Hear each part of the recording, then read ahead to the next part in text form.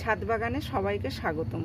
তো আজকে Rio plant সম্পর্কে কিছু বলবো, কিভাবে এর কেয়ার করতে হয়, কিভাবে এর মেনটেন করতে হয় সেই সম্পর্কে বলবো। যদিও এই গাছের সেরকম কোনো মেনটেন নেই, সেরকম কেয়ার করতে হয় না। সাধারণভাবে যদি মাটি তৈরি করেও এই গাছকে বসিয়ে দেন তাহলেও কিন্তু এই গাছ খুব ভালো হয়। আর এই গাছ রাখার কোনো ঝামেলা নেই। একে যেখানে ইচ্ছা সেখানে রাখতে পারেন, একে ইনডোরে রাখতে পারেন, একে আউটডোরে রাখতে পারেন, ব্যালকনিতে রাখতে পারেন, বারান্দাতেও রাখতে পারেন। যেখানে রাখবেন সেখানেই কিন্তু এই গাছ খুব ভালো হবে। তবে ইনডোরে রাখলে একদম অন্ধকার জায়গায় রাখবেন না, যেখানে আলো আসে, সামান্য একটু রোদ্দুর আসে সেরকম জায়গায় রাখবেন, তাহলেই খুব ভালো গ্রো করবে এই গাছ।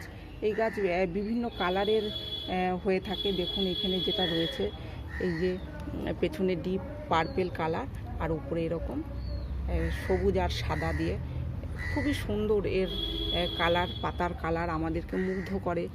এই কালার এত সুন্দর এর কালার। এটি দেখুন আরেকটি, এর লাইট পার্পেল কালার আর এরকম ওপরে সবুজ আর গোল্ডেনের কম্বিনেশন খুবই সুন্দর। এখানে যেটা রয়েছে সেটাও দেখুন আরও একটি কালার। এই দেখুন ওপরটা পুরো সবুজ আর এটা একদমই সবুজ। এইটাও ভর্তি হয়ে যায় টব। তো আমি একটি টবের থেকে দুটি টব করেছি, দেখুন এই দুটিতে বসিয়ে দিয়েছি। তো এই গাছ তৈরি করা খুবই সহজ। কিভাবে এর টব ভর্তি হয়ে যায়, এই দেখুন এর চারা এইভাবে বের হতে থাকে সাইড দিয়ে। এরকম যদি একটি বসান তাহলে কিন্তু এরকম চারা বের হতেই থাকবে আর পুরো টব ভর্তি হয়ে যাবে একটা সময়তে, একদম ভর্তি হয়ে যাবে। এর খাবার দেওয়ার ঝামেলা নেই, একে বারবার খাবার দিতে হয় না, ব্যাস একবার একে বসাবেন আর এইরকম কিন্তু টব ভর্তি হয়ে তৈরি হয়ে যাবে। এখানে দেখুন আমি যে একটি বসিয়েছিলাম, এই দেখুন এটা মেন গাছ। তো এর গোড়া থেকে কিভাবে ছাড়ছে দেখুন, এই যে এইভাবেই কিন্তু এর চারা বের হতে থাকে। এই দেখুন পাশ থেকে এইখানে একটি ছোট্ট বের হচ্ছে দেখুন, আবার এর নিচে এই দেখুন আরেকটি।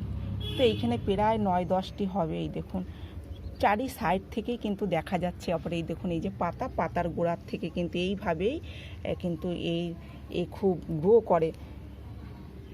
তো একে কোথার থেকেও যদি নিয়ে আসেন নার্সারিতেও পাওয়া যায়, কিংবা যদি কোথার থেকে যদি এরকম ছোট্ট একটিও এনে বসান তাহলেও দেখবেন একটা সময়তে আপনার টব ভর্তি হয়েই গেছে। একে হ্যাঙ্গিং বাস্কেটেও লাগালে দেখতে ভালো লাগে। আবার একে যদি টবে এরকম তৈরি করে রাখেন ছাদে তাহলেও কিন্তু খুবই সুন্দর লাগবে।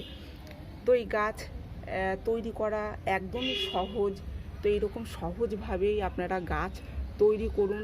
গাছ নিয়ে এরকম কোনো ঝামেলা নেই যে গাছে এটা ওটা দিতে হবে তবে গিয়ে এই গাছ হবে। আমি তো প্রত্যেকটা গাছ জৈব সারেই গাছ করি, আর গাছের কিন্তু এরকম সুন্দর গ্রোথ তৈরি হয়, এরকম সুন্দর কালার থাকে। তো এই কালার যদি পুরো কালার যদি এরকম সুন্দর রাখতে চান তাহলে এই গাছের ওপরে যে একটু রোদ্দুর যদি পড়ে তাহলে কিন্তু এরকম কালার থাকবে। একে সারা বছর ডাইরেক্ট সানলাইটে রাখতে পারবেন, কিন্তু এখন যে বৈশাখ জ্যৈষ্ঠী মাসের যে গরম আর কড়া রোদ্দুর, শুধু এই 2 মাস একটুখানি বাঁচিয়ে রাখবেন এই গাছকে। তবে সকালের যদি ডাইরেক্ট রোদ্দুর যদি এর ওপরে 4-5 ঘন্টা পড়ে তাতেও গাছের কোনো অসুবিধা হবে না, কারণ এই গাছের পাতায় জল থাকে। তো এর জন্য এই গাছ কিন্তু কখনো দুর্বল হয়ে পড়ে না।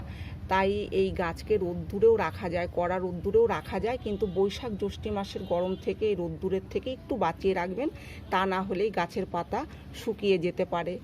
এছাড়া এই গাছের আর কোনো সেরকম মেনটেন নেই, সেরকম কোনো কেয়ার নেই। আর জল দেবেন, মাটি শুকিয়ে গেলেই জল দেবেন। একে যদি 2 দিন জল নাও দেন তাতেও কোনো অসুবিধা হবে না, তবে ভিজে অবস্থাতে জল দিলে বারবার তাহলে গোড়া পচে যাওয়ার ভয় থাকবে। তাই মাটি শুকিয়ে গেলেই একে জল দেবেন। আর খাবার দেওয়ার সেরকম কোনো দরকার নেই, তবুও যদি আপনাদের মনে করে যে খাবার দেব, তরল সার, যেই সারটা আপনারা অন্য গাছে ব্যবহার করেন, যে কোনো তরল সার আপনারা গাছে এরকম গোড়ায় দিতে পারেন, এইভাবে ঢেলে দিতে পারেন। তো 4-5 মাস পর পর দিতে পারেন, 2-3 মাস পরে দিলেও কোনো অসুবিধা নেই, আবার না দিলেও কোনো অসুবিধা নেই। তো খুব সহজ এই গাছ তৈরি করা, আপনারা সহজভাবে গাছ তৈরি করুন। আজকের মতো এই পর্যন্তই। যদি আমার এই ভিডিও আপনাদের ভালো লেগে থাকে তাহলে লাইক করবেন, শেয়ার করবেন, কমেন্ট করে জানাবেন, আর আমার এই চ্যানেলটিকে সাবস্ক্রাইব করবেন। আপনারা গাছ লাগান, ভালো থাকুন, সুস্থ থাকুন। দেখা হবে পরের ভিডিওতে।